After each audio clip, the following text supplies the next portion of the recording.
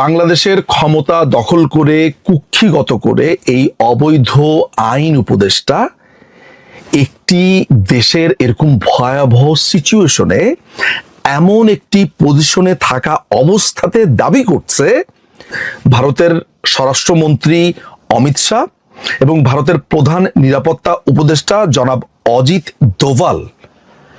এই যে নারকীয় হত্যাকাণ্ডটা হয়েছে এটা তারা করেছে, তারা অস্ত্র দিয়েছে, তারা করেছে, এই দাবিটা আসিফ নজরুল করছে। খুবই ভয়ঙ্কর একটা অ্যালিগেশন।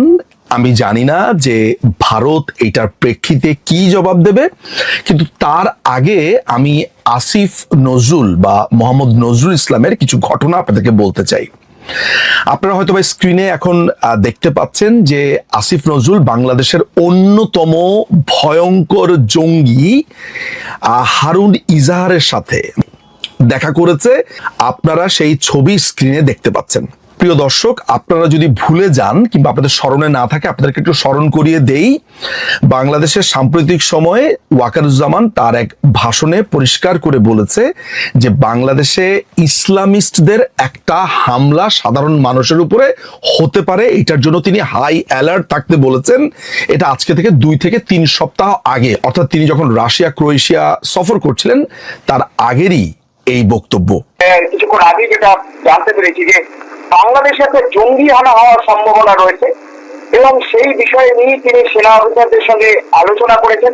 কারণ তিনি যেটা বলেছেন যে সেনাপ্রধান, বাংলাদেশের সেনাপ্রধান তিনি বলেছেন তার কাছে খুব স্পেসিফিক খবর আছে যে বাংলাদেশে একটা বড় ধরনের জঙ্গি হামলার পরিকল্পনা চলছে। তবে কোন জঙ্গি সংগঠন সেগুলো বলেননি। তিনি যেটা বলেছেন যে তিনি সেনাবাহিনীর অফিসারদের দায়িত্ব দিয়েছেন, একদম জোন অনুযায়ী দায়িত্ব দিয়েছেন যে নজর রাখার জন্য। কারণ কিছু কিছু ইনপুট তার কাছে এসছে কোন কোন জায়গায় হামলাগুলো হতে পারে এবং সেই বিষয়গুলি কিন্তু গোপন রাখা হয়েছে। কিন্তু কনসার্ন অফিসারদের দায়িত্ব দেওয়া হয়েছে, সেনাবাহিনীকে মুভ করতে বলা হয়েছে, তারা রাস্তায় মুভ করছেন এবং পরিস্থিতি মোকাবিলার জন্য তৈরি থাকতে বলা হয়েছে। তিনি আগে এই বক্তব্য দিয়েছেন, তার কিছুদিনের মধ্যেই আসিফ নজরুল এই জঙ্গি হারুন ইজাহারের সাথে দেখা করে। এই হারুন ইজাহার কে? এই হারুন ইজাহার বাংলাদেশে জঙ্গি পুরো যে চর্চাটা আছে, যেই সাম্প্রদায়িক হামলা উস্কানি, তার অন্যতম মাস্টার মাইন্ড। বলা হয়ে থাকে যে হারুন ইজাহার লস্করি তৈয়বার বাংলাদেশের একজন অন্যতম সদস্য বা প্রধান, বা এইখান থেকে অপারেট করে। হারুন ইজাহারকে 2009 সালে চিটাগংয়ে আপনার লস্করি তৈয়বার সাথে সংযুক্ত থাকার কারণে তাকে আটক করা হয়, যেখানে ইন্ডিয়ান হাই কমিশন এবং ইউএস এমবেসিতে হামলার পরিকল্পনা চলছিল। এই অভিযোগে তাকে গ্রেফতার করা হয়। 2021 সালে যখন বাংলাদেশে শ্রী নরেন্দ্র মোদী বাংলাদেশে আসেন, নরেন্দ্র মোদীর আগমন উপলক্ষে সেখানে যে ক্যাওস তৈরি করা হয়েছিল, তার উপরে হামলার যেই কথা বলা হচ্ছিল, তাকে পেটানো, তাকে নানান ধরনের গালিগালাজ এবং একসাথে যেই সাম্প্রদায়িক সম্প্রীতি নষ্ট করবার চেষ্টা করা হয়েছিল, 2021 সালের 26শে মার্চের আগে আপনারা জানেন যে শ্রী নরেন্দ্র মোদী বাংলাদেশে আমন্ত্রিত অতিথি ছিল। সেইখানে এইসব হামলার অভিযোগে, এইসব নানান ধরনের ঘটনার প্রেক্ষিতে তখন তাকে গ্রেফতার করা হয়। চট্টগ্রামের লালখান বাজার থেকে র্যাবের হাতে গ্রেফতার হয়েছেন 18 মামলার আসামি হারুন ইজহার। তার বিরুদ্ধে ঢাকায় মার্কিন দূতাবাস ও ভারতীয় হাইকমিশনে হামলা পরিকল্পনার অভিযোগ আছে। বিশ্বব্যাপী নিষিদ্ধ জঙ্গি সংগঠন লস্করি তৈয়বার নির্দেশে 2009 সালে এই পরিকল্পনা হয়েছিল। সে সময় এই অভিযোগে তাকে গ্রেফতারও করে আইন শৃঙ্খলা রক্ষাকারী বাহিনী। 18 মামলার আসামি হারুন ইজাহারের বাবা বিএনপি নেতৃত্বাধীন 20 দলীয় জোটের শরীক ইসলামী ঐক্য জোটের চেয়ারম্যান ইজাহারুল ইসলাম চৌধুরী। তিনি হেফাজতে ইসলামের প্রতিষ্ঠাতা নায়েবে আমির ছিলেন। হারুন ইজাহারের লালখান বাজারের জামিয়াতুল উলুম আল ইসলামিয়া মাদ্রাসা মূলত আন্তর্দেশীয় জঙ্গিদের ঘাঁটি। 2009 সালে এই মাদ্রাসায় বসেই ঢাকার মার্কিন দূতাবাস ও ভারতীয় হাইকমিশন উড়িয়ে দেওয়ার ছক কষেন হারুন। আইন শৃঙ্খলা রক্ষাকারী বাহিনীর অভিযানে ভেস্তে যায় তার পরিকল্পনা। ঘটনা ঘটেছে ভারতে, ভারতে এটা তদন্ত হচ্ছে।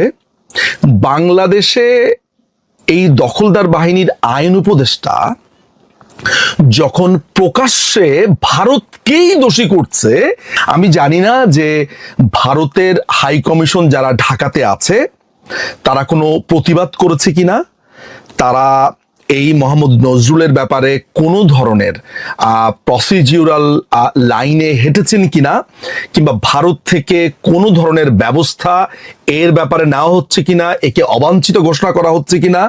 কারণ খুবই আনফর্চুনেটলি আমি এই মোহাম্মদ নজরুলকে এর আগে ভারতের হাই কমিশনের একটা প্রোগ্রামে দেখেছি, তাদের ইন্ডিপেন্ডেন্ট ডেতে, যেটা আমাকে খুবই বিস্মিত করেছিল। But what ever it is, আমি জানি না যে ভারতের এই মানুষরা যখন কষ্টে আছে, এরকম যখন একটা জঙ্গি হামলা হয়েছে, এমন একটা নির্মম জঙ্গি হামলা, ভারতে এমন একটা নির্মম হামলা ভারতেই ঘটিয়েছে, ভারতের স্বরাষ্ট্রমন্ত্রী এবং ভারতের প্রধান নিরাপত্তা উপদেষ্টাই ঘটিয়েছেন, এই ধরনের কথা যখন আইন উপদেষ্টার পক্ষ থেকে আসে, এবং সেই আইন উপদেষ্টা যখন অন্যতম লস্করি তৈয়বার জঙ্গি হারুন ইজাহারের সাথে মোলাকাত করে মাত্র কিছুদিন আগে, যখন বাংলাদেশের সেনাপ্রধান পরিষ্কার করে বাংলাদেশে ইসলামিস্টরা একটা বড় ধরনের জঙ্গি হামলা করবে বলে বার্তা দেন, তখন দুয়ে দুয়ে বা চারে চারে আপনি কত মেলাবেন আমি জানি না। এইটার ব্যাপারে আসলে ভারত কি ব্যবস্থা নেবে, ভারতের পজিশন কি হবে, ভারতের বক্তব্য কি হবে আমি জানি না। তবে এইটা একটা সিরিয়াস অ্যালিগেশন।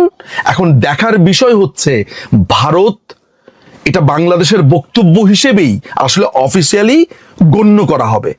তো ভারতের এমন একটা জঙ্গি হামলার ঘটনার ক্ষেত্রে বাংলাদেশের এমন একটা স্টেটমেন্ট ঠিক কি অবস্থাতে সামনে কূটনৈতিকভাবে বাংলাদেশকে নিয়ে যাবে, এটাই আমরা এখন দেখব। আমাদের এই পুরো সাউথ এশিয়ান অঞ্চলে পাকিস্তানকে ঘৃণা করে না এমন কোনো রাষ্ট্র নেই। 5ই অগাস্টের পরে পাকিস্তানের সাথে এই অবৈধ ইউনূসের যেই মাখামাখি, যেই লতকালতকি, যে পাকিস্তানের স্বরাষ্ট্র সচিব, পাকিস্তানের আইএসআই এর ঘাঁটি থেকে শুরু করে পুরো জায়গাটাকে যেভাবে একটা পাকিস্তানিকরণ করা হয়েছে, যেভাবে মুক্তিযোদ্ধাদের উপর আক্রমণ, যেভাবে বঙ্গবন্ধু, 4 নেতা, মুক্তিযুদ্ধ, সমস্ত কিছুর উপর আক্রমণ, সেইখানে এই আসিফ নজরুলরা দিনের পর দিন প্রমোট করেছে।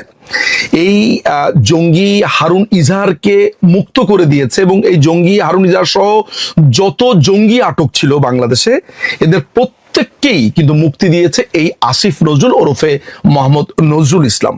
এই পাকিস্তানের সাথে বাংলাদেশের একেবারে মাখামাখি সম্পর্ক, পাকিস্তান থেকে অস্ত্র আসছে, অস্ত্র খালাস হচ্ছে, এক্সপ্লোসিভ আসছে, কোনো ধরনের পরীক্ষা নিরীক্ষা কিছুই করা হচ্ছে না জাহাজের।